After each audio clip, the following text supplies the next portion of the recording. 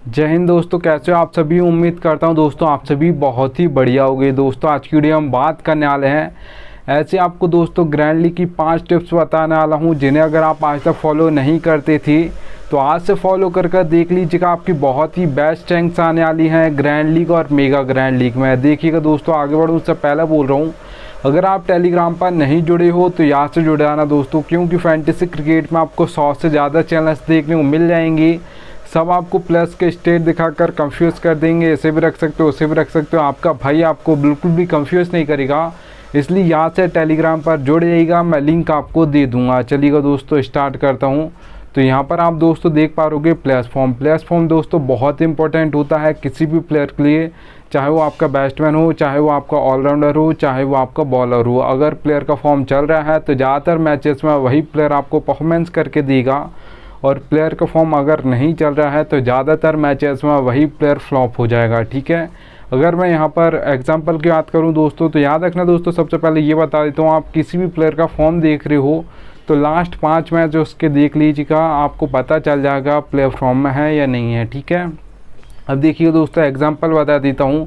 तो विराट कोहली का दोस्तों अगर आप यहाँ पर देखोगे वर्ल्ड कप 2024, ठीक है, T20 आया वर्ल्ड कप, तो वहाँ पर दोस्तों जो लास्ट मैच था, मतलब फाइनल मैच था, उसमें तो उन्होंने बहुत ही बेस्ट परफॉर्मेंस किया था। ठीक है, पर उसके पहले के मैचेस उठाकर देखोगे या उसके बाद ओडीआई सीरीज़ देखोगे जो श्रीलंका के खिलाफ हुई थी इंडिया की, तो वहाँ पर दोस्तों आप देख पाओगे कि सारे मैचेस में आपके विराट कोहली फ्लॉप हो गए थे, जबकि वो होते नहीं थे। ठीक है, और अगर यहाँ पर दोस्तों रोहित शर्मा की बात करूँ, एक जो मतलब प्लेयर फॉर्म में था, तो उसके आगे तीनों मैचेस देखोगे आप श्रीलंका के खिलाफ, तो तीनों मैचेस में परफॉर्मेंस किया था, याद रखना। ठीक है, तो प्लेयर तो दोस्तों वही है, जैसे प्लेयर का फॉर्म आता है तो ज़्यादातर मैचेस में वही प्लेयर परफॉर्मेंस करके देगा, और जब फॉर्म नहीं चलेगा तो ज़्यादातर मैचेस में वही प्लेयर फ्लॉप हो जाएगा, याद रखिएगा। ठीक है, अब यहाँ पर देखिए दोस्तों, आगे बढ़ो उससे पहले बोल रहा हूँ, सबसे बेस्ट एप्लीकेशन दोस्तों जानना चाहते हो आप फैंटेसी की, तो विजन 11 सबसे बेस्ट एप्लीकेशन है। यहाँ पर अगर आप खेलोगी तो कम फैंटेसी मतलब आपको कम पैसे देने होंगे। ठीक है,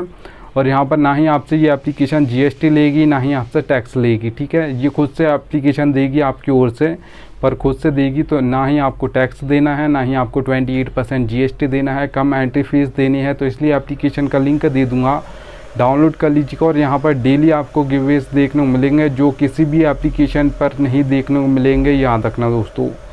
चलिएगा दोस्तों, सेकंड नंबर टिप आप देख पा रहोगे पिच रिपोर्ट दोस्तों जो सबसे ज़्यादा इंपॉर्टेंट होती है आपकी T20 और ओडीआई मैचेस के लिए होती है, क्योंकि यहाँ पर T20 और ओडीआई मैचेस में कोई भी कैप्टन टॉस जीतता है तो वो बॉल फर्स्ट करता है। ठीक है, मतलब पहले फील्डिंग करना पसंद करता है, जबकि टेस्ट मैच में ऐसा नहीं होता, वहाँ पर पिच के अकॉर्डिंग चूज़ करा जाता है कि बैटिंग करना है पहले या बॉलिंग करना है। ठीक है, याद रखना दोस्तों। अब देखिएगा आपको 3 टाइप्स की पिच देखने को मिल जाएगी, बैटिंग फ्रेंडली, बैलेंस और बॉलिंग। अब नाम से समझ आ रहा है दोस्तों, बैटिंग फ्रेंडली पिच है तो आपके बैट्समैन परफॉर्म करने वाले हैं। जो स्कोर बोर्ड आपको बैटिंग फ्रेंडली पिचेस पर देखने को मिलेगा वो हाई देखने को मिलेगा। अगर यहाँ पर मैं बात करूँ T20 या स्कोर बोर्ड की जो बैटिंग फ्रेंडली पिचेस होंगे वहाँ पर, तो याद रखना दोस्तों, ज़्यादातर 180 से प्लस आपको ज़्यादातर देखने को मिलेगा। ज़्यादातर ये 180 हो सकता है, 190 हो सकता है, 200 प्लस भी स्कोर बोर्ड जा सकता है आपके बैटिंग फ्रेंडली पिचेस पर, याद रखिएगा ज़्यादातर। ठीक है, अब देखिएगा दोस्तों, अगर यहाँ पर मैं बात करूँ बैलेंस पिच की, तो बैलेंस पिचेस पर दोस्तों जो आपको स्कोर बोर्ड देखने को मिलेगा मीडियम देखने को मिलेगा। और जो बैलेंस पिच होती है दोस्तों वहाँ पर आपके ऑलराउंडर्स परफॉर्म करते हैं, क्योंकि जो ऑलराउंडर्स का बैटिंग ऑर्डर होता है दोस्तों, याद रखिएगा, वो आपका 4 नंबर, 5 नंबर, 6 नंबर, 7 नंबर होता है। जो बैलेंस पिच होती है वहाँ पर एक साथ 2 विकेट जल्दी गिर जाते हैं, तो ऑलराउंडर की बैटिंग जल्दी आ जाती है, फिर आपके ऑलराउंडर्स परफॉर्म करते हैं, थोड़े बहुत रन मार कर देते हैं, 1-2 विकेट लेकर देते हैं। इसलिए ज़्यादातर जो कैप्टन और वाइस कैप्टन बनते हैं बैलेंस पिचेस पर, ऑलराउंडर्स बनते हैं, याद रखिएगा। अब देखिएगा दोस्तों, अगर यहाँ पर मैं बात करूँ जो बैलेंस पिचेस होगी वहाँ पर आपको मीडियम स्कोर बोर्ड देखने को मिलेगा T20 में, पर कितना देखने को मिलेगा वो बता देता हूँ। देखिएगा दोस्तों 160 से लेकर 180 के बीच में आपको ज़्यादातर देखने को मिलेगा, ज़्यादातर ये 165, 170 देखा जाता है बैलेंस पिचेस पर, याद रखना दोस्तों। अब देखिए दोस्तों, यहाँ पर अगर मैं बात करूँ बॉलिंग पिच की, तो बॉलिंग पिच से नाम से समझ आ रहा है कि बॉलिंग पिच होने वाली। तो सबसे पहले बता दूँ 2 टाइप्स के हमारे बॉलर्स होते हैं, एक पेसर्स होते हैं जिसे हम फास्ट बॉलर्स बोलते हैं, एक आपके स्पिनर्स होते हैं। ज़्यादातर दोस्तों जो विकेट निकालते हैं आपके पेसर्स निकालते हैं, क्योंकि वो पार फेम बॉलिंग करते हैं, उसके बाद आपके डेथ ओवर्स में बॉलिंग करते हैं। जो आपके स्पिनर्स होते हैं दोस्तों वो मिडिल ओवर्स में बॉलिंग करते हैं, जहाँ पे सबसे कम विकेट गिरते हैं, याद रखिएगा। जो आपके दोस्तों सबसे ज़्यादा हैट्रिक्स ली जाती हैं वो दैत अवस में मिलती हैं, इसलिए आपके पेसर्स बॉलिंग करते हैं दैत अवस में, इसलिए सबसे ज़्यादा जो विकेट लेते हैं आपके पेसर्स लेते हैं। और पावर प्ले में भी पावर प्ले का यूज़ करना होता है, तो यहाँ पर बैट्समैन वहाँ पर भी बल्ला चलाता है, तो यहाँ पर भी आपके पावर प्ले में भी आपके पेसर्स बॉलिंग करते हैं, इसलिए उनको ही विकेट मिलते हैं, याद रखना। अगर मैं यहाँ पर बात करूँ जो लास्ट हैट्रिक्स ली थी, यहाँ पर आपके पैट कमिंस ने 2 हैट्रिक ली थी, वो भी दैत अवस में ली थी, याद रखना। तो यहाँ पर दोस्तों अगर बॉलिंग पिच की बात करूँ T20I में जो स्कोर बोर्ड आपको देखने को मिलेगा, लो देखने को मिलेगा। अगर स्कोर बोर्ड की बात करूँ तो याद रखना दोस्तों, जो आपको बॉलिंग पिचेस पर स्कोर बोर्ड देखने को मिलता हो लो देखने को मिलेगा, पर कितना देखने को मिलेगा, तो याद रखिएगा 140 से लेकर 160 के बीच में आपको ज़्यादा देखने को मिलेगा। ज़्यादातर जो बॉलिंग पिचेस होती हैं वहाँ पर 150 155 देखा जाता है, याद रखना स्कोर बोर्ड, ठीक है। अब देखिए दोस्तों, थर्ड नंबर टिप की अगर मैं बात करूं तो एक ऑलराउंडर आपको टीम बनानी है, वन साइडेड टीम नहीं बनानी है। देखिएगा दोस्तों, grand league, mega grand league अगर आप खेलते हो तो उसमें फर्स्ट इनिंग ख़त्म होती है मैच की, फिर उसके बाद grand league, mega grand league में फर्स्ट सेकंड थर्ड ऐसे रैंक्स बहुत सारी होती हैं, ठीक है। पर उस टाइम पे फर्स्ट टीम जो होगी, सारे प्लेयर्स अभी उसके पास वो होंगे जिसने अभी तक जो फर्स्ट इनिंग में मैच परफॉर्मेंस किया है, वो सारे प्लेयर उसके पास होंगे। किसी ने रन्स मारे हैं, किसी ने विकेट लिए हैं, किसी ने कैच भी पकड़ा है, तो वो भी उसके पास वो प्लेयर होगा उस मेंबर के पास, ठीक है। पर वो टीम जैसे ही सेकंड इनिंग स्टार्ट होती है, वो टीम नीचे जाना स्टार्ट हो जाती है, क्योंकि वो वन साइडेड टीम होती है। आपको एक ऑलराउंडर टीम बनानी है। ऑलराउंडर टीम में दोस्तों आपको दोनों साइड से बैट्समैन रखने हैं, दोनों ही साइड से ऑलराउंडर्स रखने हैं, दोनों ही साइड से आपको बॉलर्स रखने हैं, याद रखिएगा। अब देखिए दोस्तों, यहाँ पर अगर मैं बात करूँ, जो भी टीम आपको मजबूत लग रही, जैसे इंडिया और पाकिस्तान का मैच है, तो आप ज़्यादा चांस किसका है जीतने का, इंडिया का, ठीक है।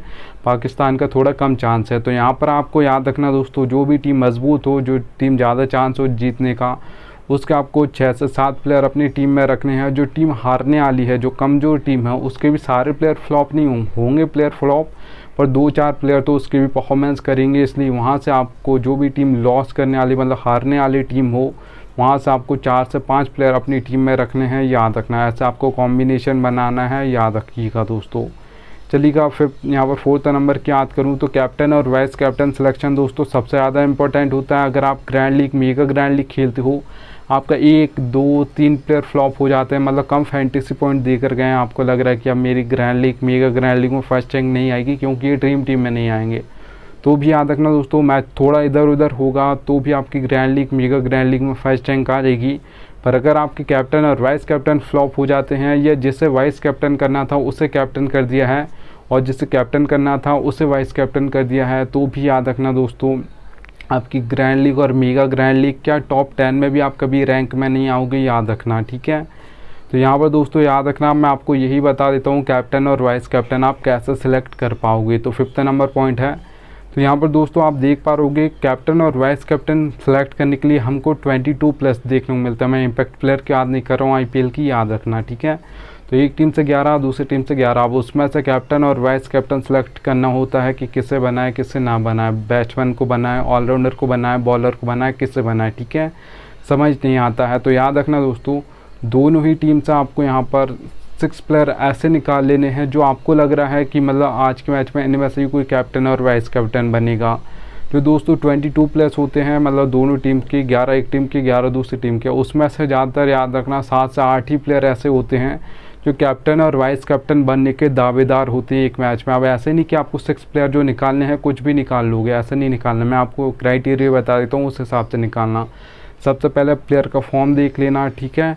उसके बाद यहाँ पर पिच रिपोर्ट देख लीजिएगा, किस नंबर पर वो बैटिंग करने आएगा, कहाँ पर अगर कोई बॉलर है तो कहाँ पर बॉलिंग करेगा, और उसका कैसे यहाँ पर रिसर्च फॉर्म ज़रूर देखिएगा, सबसे ज़्यादा इंपॉर्टेंट है। क्योंकि अगर वो बड़ा ही प्लेयर क्यों ना हो, अगर फॉर्म नहीं चल रहा है तो ज़्यादातर मैचेस में वही फ्लॉप हो जाएगा, याद रखना दोस्तों, ठीक है। उसके बाद आप हेड टू हेड बैटल्स देख सकते हो। तो ये सब अगर आप देखोगे तो बहुत ज़्यादा चांस होगा जो आप 6 प्लेयर निकालोगे, उसमें कैप्टन और वाइस कैप्टन के जो दावेदार प्लेयर होंगे वो आप निकाल लोगे, सही से याद रखिएगा, ठीक है। अब देखिए दोस्तों, आपने निकाल लिया, मैं मान लेता हूँ 2 आपने यहाँ पर बैट्समैन निकाले, 2 ऑलराउंडर्स निकाल लिए हैं, 2 आपने बॉलर निकाले। अब मैं आपको बता देता हूँ, देखना दोस्तों, जो भी आपने बैट्समैन निकाले हैं उन बैट्समैन का बैटिंग ऑर्डर जो होना चाहिए 1, 2, 3, इस नंबर का बैट्समैन होना चाहिए बैटिंग ऑर्डर में, ठीक है, 1, 2, 3। और अगर यहाँ पर क्योंकि 1 2 जो 3 होते हैं बैट्समैन, उनके पास बहुत ज़्यादा बॉल्स होती हैं फेस करने को, अगर बल्ले आज सेट हो जाता है तो एंड तक खेलेगा, और एंड तक खेलेगा तो बहुत ज़्यादा फैंटेसी पॉइंट देकर जाएगा। फिर बहुत कम चांस होता है इससे ज़्यादा फैंटेसी पॉइंट कोई दूसरा प्लेयर देकर जाए, याद रखना, ठीक है। अगर दोस्तों किसी ऑलराउंडर को आप बनाने का सोच रहे हो तो याद रखना दोस्तों 5 से 6 नंबर पर उसकी बैटिंग आ ही जानी चाहिए। इससे ऊपर चल जाएगा 4 नंबर 3 नंबर पर चल जाएगा ऑलराउंडर की बैटिंग ऑर्डर, पर 5 या 6 से नीचे बैटिंग ऑर्डर उस ऑलराउंडर का नहीं होना चाहिए, क्योंकि 6 नंबर से नीचे बैटिंग ऑर्डर बहुत ज़्यादा नीचे होता है। जो आपके रविंद्र जडेजा हैं वो 7 नंबर पर आते थे इंडिया की ओर से, तो ज़्यादातर मतलब बहुत नीचे होता है, इसलिए याद रखना 5 या 6 नंबर उस ऑलराउंडर का बैटिंग ऑर्डर लास्ट होना चाहिए। ऊपर चलेगा नीचे नहीं चलेगा, याद रखना। और ऑलराउंडर ऐसा होना चाहिए कि 4 ओवर डालने वाला हो, ऐसा नहीं कि 1 या 2 ही ओवर डालेगा, और डालेगा भी या नहीं डालेगा हमको ऐसा भी ये भी नहीं पता। तो ऐसे ऑलराउंडर को फिर कैप्टन और वाइस कैप्टन नहीं करना है, याद रखना दोस्तों। अब देखिएगा दोस्तों, किसी बॉलर को कैप्टन और वाइस कैप्टन आप बनाने का सोच रहे हो तो याद रखना डेथ में 2 बार डालता हो, अगर T20 मैच है उसे आप कैप्टन और वाइस कैप्टन कर सकते हो, ठीक है। और अगर यहाँ पर ODI मैच है तो यहाँ पर डेथ ओवर्स में 3 से 4 ओवर कोई भी बॉलर डालता हो, थोड़ा सा फॉर्म ज़रूर देख लीजिएगा, याद रखना, ठीक है। तो उस बॉलर को आप कैप्टन और वाइस कैप्टन कर सकते हो, क्योंकि सबसे ज़्यादा जो हैट्रिक्स ली जाती हैं वो डेथ ओवर्स में लेती हैं। 1 ओवर में 2 2 3 3 विकेट गिर जाते हैं, याद रखिएगा डेथ ओवर्स में, ठीक है, खास करके। तो याद रखना दोस्तों, उम्मीद करूँ आपको थोड़ी सी वीडियो पसंद आई हो तो एक लाइक कर दीजिएगा, और याद से आपके भाई की टेलीग्राम पर जुड़ जाना। मैं मिलता हूँ आपसे नेक्स्ट वीडियो में, तब तक के लिए जय।